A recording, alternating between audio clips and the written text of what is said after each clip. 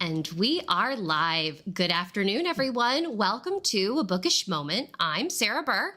I am JC Kenney, and I am in the mood for a little holiday celebrating because it's almost the weekend. Sarah, what do you say? Let's get bookish. Let's get bookish. We are continuing our holiday love fest here. We had our Halloween cozy mystery guest yesterday, and today we are joined by the fabulous Trixie Silvertale. We are talking her Christmas catastrophe mystery. So we're jumping right from Halloween to Christmas. We're getting in the Christmas cheer.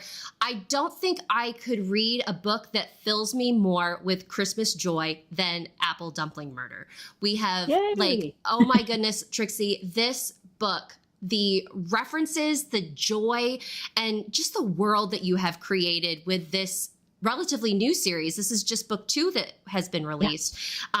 Is so exciting. And anybody who loves a Christmas cozy is going to love this book. But before we dive too much into the nitty gritty and all of our praises for you, I'm wondering for our viewers who may not be familiar with you and your work and have missed you being here in past episodes, I'm wondering if you could just take a quick moment to introduce yourself to our audience. Sure. I'm Trixie Silvertale.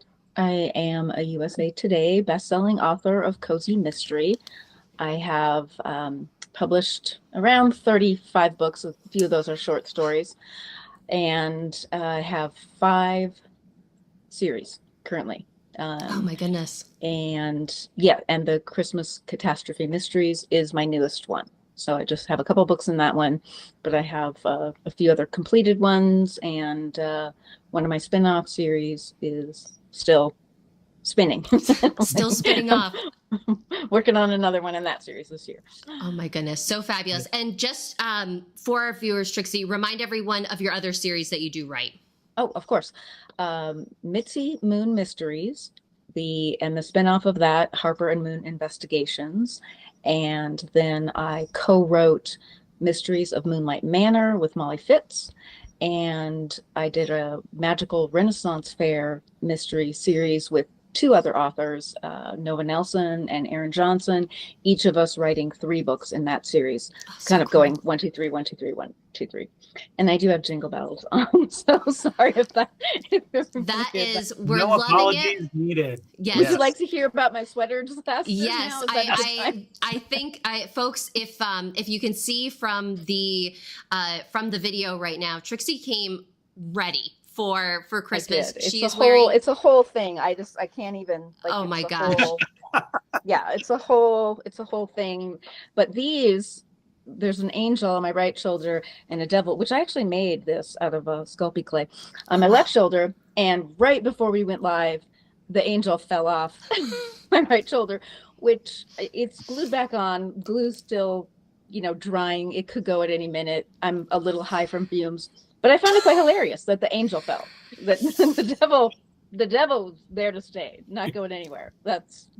I don't think that I've ever enjoyed a story more on this. That is, it just captures so much about just everything in life right now. I absolutely love it. And our viewers, Trixie, are loving it as well. Farmhouse Reader is saying, wondering about the sweater, and absolutely loves it.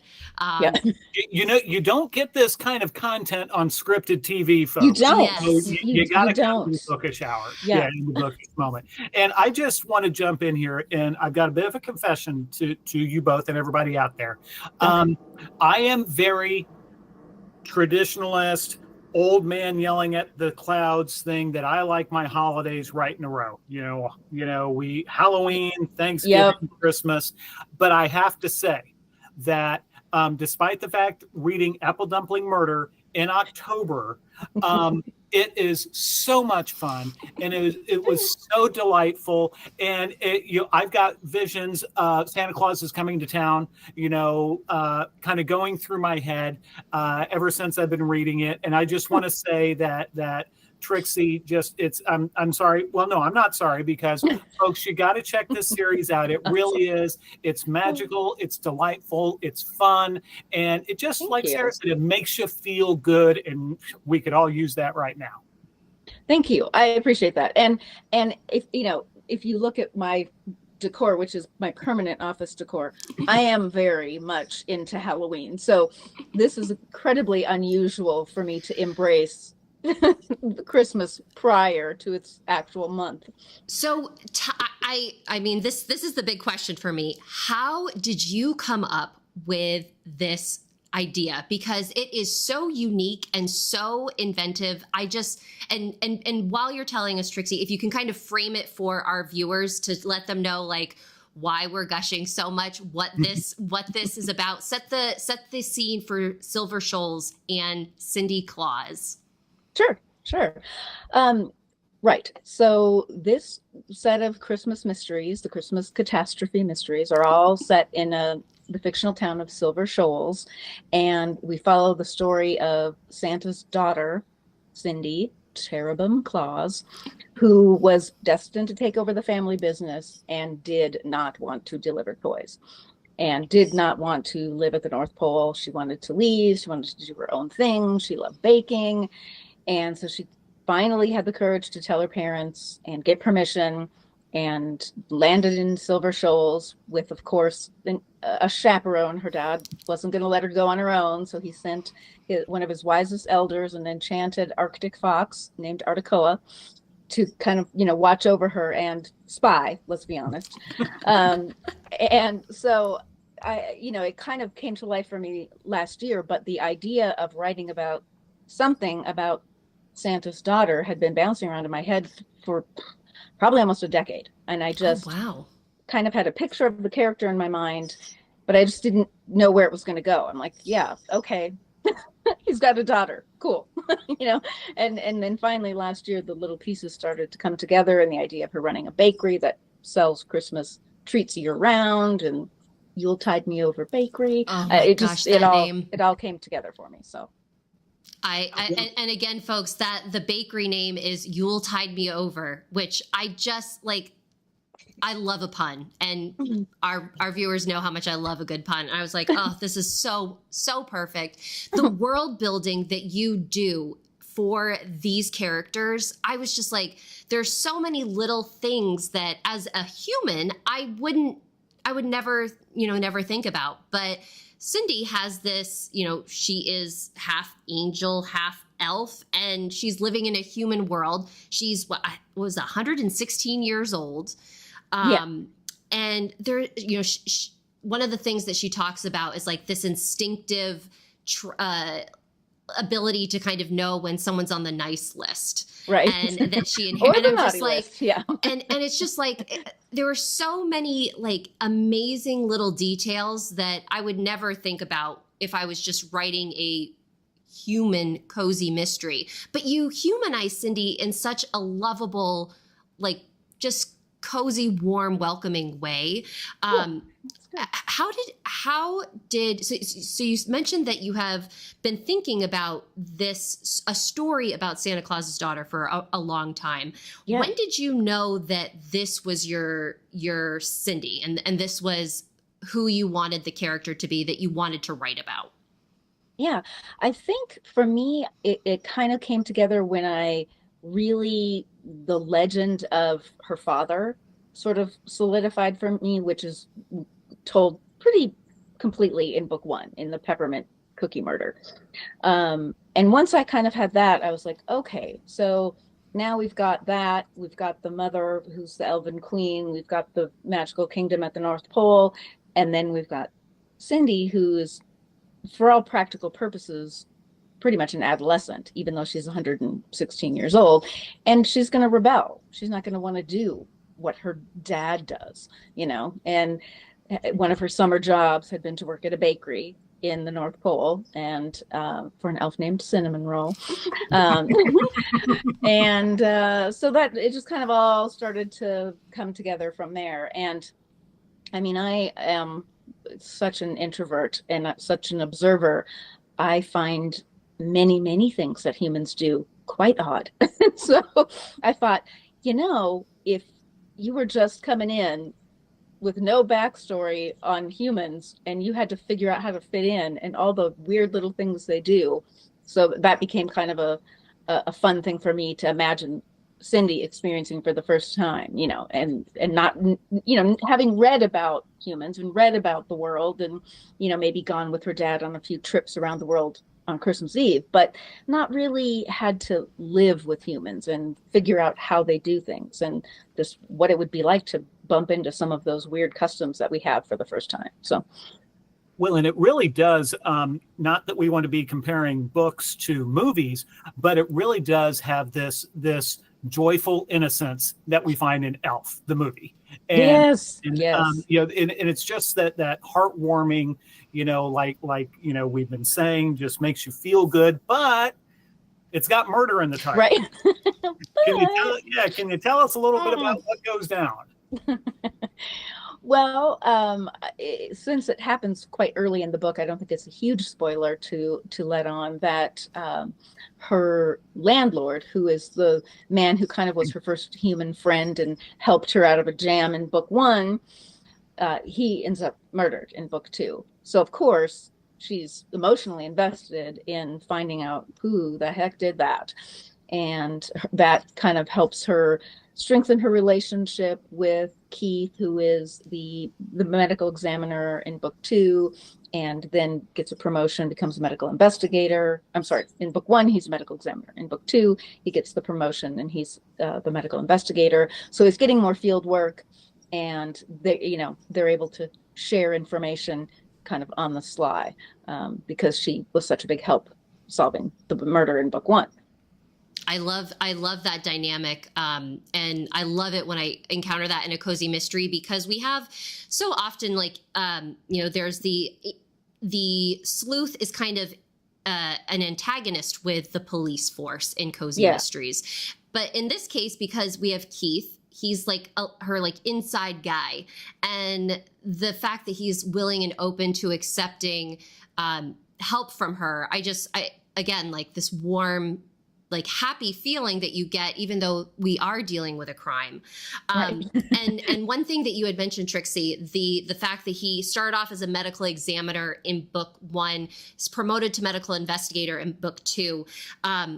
For those of us who may not be familiar with what differentiates a medical examiner from an investigator, because that is a term that I don't normally come across in cozies, and I really like that element of kind of this field work that he's doing. Yeah. Well, the main difference is a medical examiner most of the time in most states and, whatever countries stays in the lab, in the morgue.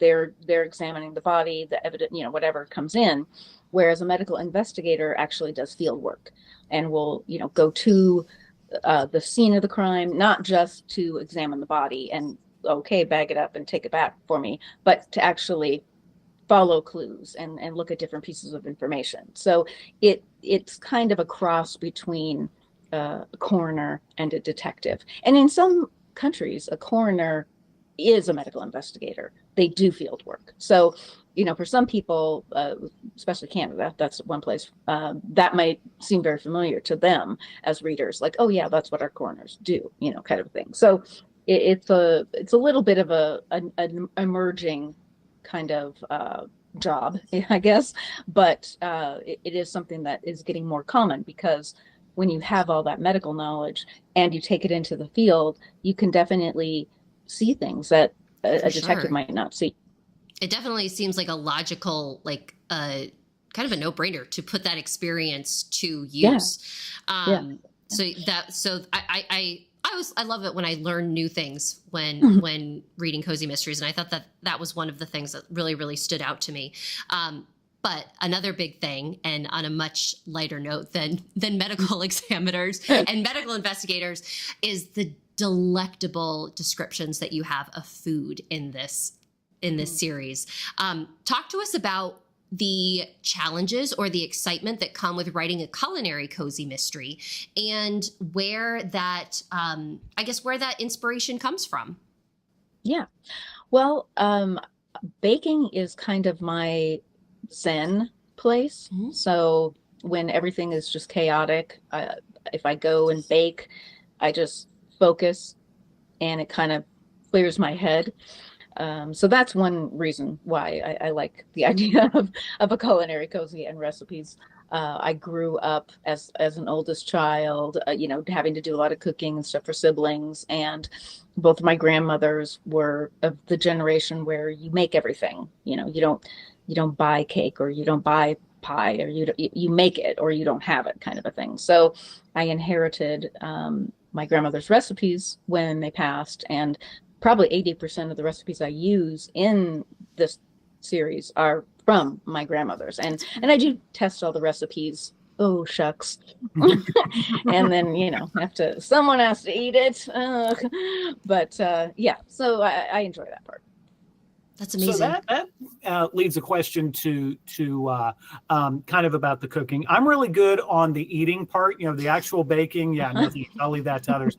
But my wife has cookbooks and things like that from her mother, and I know one of the things that she's always talked about is that one of the challenges with those traditional recipes from previous generations is cooking with a lot of bacon fat, a lot of lard, a lot of that stuff that maybe we shouldn't do so much anymore. So have you had challenges figuring out, okay, maybe I need to do something a little more healthy, possibly for our hearts? How have you dealt with that? Yeah. Well, it kind of lent itself to that, since I was taking the approach that Cindy brought these recipes with her, and she would have had ingredients at the North Pole that we would not have here: reindeer milk and whatever, turn eggs, I don't know. Mm-hmm. And so the idea of having to update the recipes was kind of built into where I headed with it.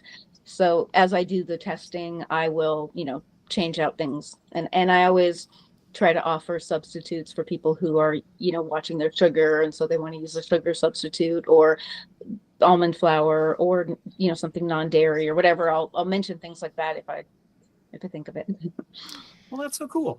You probably just saw like the light bulb go over my head, because when I was reading the section about the reindeer milk in particular, I was like, this is a really cool way to showcase just like the difference of Cindy's life being in the North Pole versus being in Silver Shoals. But to know that there's that added element to the updating of, I was like, oh my gosh, like that is just brilliant. We've got some comments popping up in the chat here, Trixie. Farmhouse Reader, do you share all of the recipes in the book? Yeah, usually there's 4 or 5 recipes at the end of each book. I when I did the first book, I was putting them like after 3 or 4 chapters in the recipe, a chapter, and my beta reader said, no, it breaks up the story. We don't like it. Put them at the end. So I put the recipes at the end of each story. But yeah, there's usually 4 or 5 recipes. Can you tease a little bit of what some of those recipes might be in Apple Dumpling Murder? Yes, I can. But just a moment. No worries. And while you're looking that up, we have some comments that we have from Guy That Fixes Stuff. If you don't have it, don't make it is an awesome outlook and a great way to be self-sufficient. So that lesson from your grandmothers resonates very much. Well, and it also helps, if you could just run to the store and buy a pound cake and eat it, it's a lot easier than if you're like, well, I have to make the pound cake. Mm-hmm. Okay. So apple dumplings, of course, are in Apple Dumpling Murder. What else do we have? Oh, the gooey caramel cinnamon rolls. That's the North Pole recipe. Of course, no reindeer milk, though. Let's see what else. Santa Surprise peanut butter cookies. Those are super yummy. And cranberry orange Yuletide scones. Ooh, which I love those. And then Christmas carrot cookies, with orange icing, which are delicious. Those all sound amazing. Yeah. And again, I was like, oh man, maybe not the best idea that I've had to come to this conversation, like not having eaten in a while. And we have a DHB viewer saying, don't take out the bacon fat. Yeah, no, it's true. I mean, my grandmother had a can under the sink, and she would cook bacon and she would pour it in there, and it was just a can of bacon fat and bits, and she'd scoop it out, and we would just never do that. We would just never do that. No. Yeah, but man, that stuff, Sarah, you're too young probably, but man, that stuff tasted so good when we were kids. Yeah. I can imagine anything bacon related. I actually use like a bacon infused olive oil in my cooking. Wow. Which I think is very, very fancy. Yeah. Oh my goodness. Geez. If you could, we've talked about Cindy. We've talked a little bit about her sidekick, Artie, the Arctic Fox. Can we talk a little bit about some of the other characters? Oh, and Keith, we've mentioned Keith, that Cindy is meeting, because this is kind of, her first interactions with humanity and making friends with humans. And of course, she loses one of her dear friends as the victim of the crime. Yeah. Can you kind of enlighten us about the other people that she crosses paths with in Silver Shoals who kind of have established themselves as recurring members of the community? Yeah, sure. Let's see. The one person who's another, friend of hers is Sven, who owns the sign shop and painted the logo and everything on her windows. Her actual sign is a surprise in book 1, so I won't spoil it. But anyway, and he's got a brood of kids, and she's always giving him treats to take home to the family. And he's a big, huge bear of a guy, but a gentle giant kind of guy. And let's see, across the street there is the owner of the vegetarian cafe, Zahara, who is an amazing cook in her own right with her savory dishes. And Cindy is primarily a vegetarian, so she's very happy when that restaurant opened. And let's see, who else have we got? The Frank that owns the laundromat. He's a bit of a curmudgeon. He's not really doesn't really like people doing their laundry. He just kind of has the shop, but he finds it quite an inconvenience that people are actually using it. So he kind of ends up being somebody who gives her information unwillingly, but mostly because he likes to kind of talk smack about people. So it comes out in that way. And who else? I'm not really thinking of anybody right off the top of my head.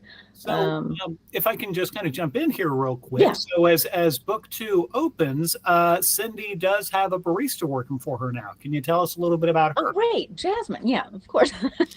Thank you. I'm in my Mitzy Moon world because I'm writing book 6. And so I just have to shut parts of my brain off. So yes, thank you. So Jasmine is an expert barista, and when Cindy opened her bakery, she didn't offer coffee. She only offered hot chocolate because that's what she likes, and she thought that was a great option. And after several people in book 1 mentioned, you should really have coffee. Are you going to have coffee? Do you have coffee? Maybe you should have coffee. In book 2, she has coffee, and she has Jasmine helping her out making all the different crazy recipes that of course people are going to ask for their double half calf skinny latte with a shot of whatever, and Jasmine handles that. Cindy's in the bakery. Oh my goodness. I just, again, like hearing about these characters and the town, it's just like so warm and so festive. I'm curious, because this is book 2, do you have a, what are your plans for the series? Can you share like a little bit about do we have book 3 coming? What's Cindy's trajectory looking like at the moment? Yeah, I think there's definitely a book 3 coming. We're already, working on cover design and all of that kind of thing. Nice.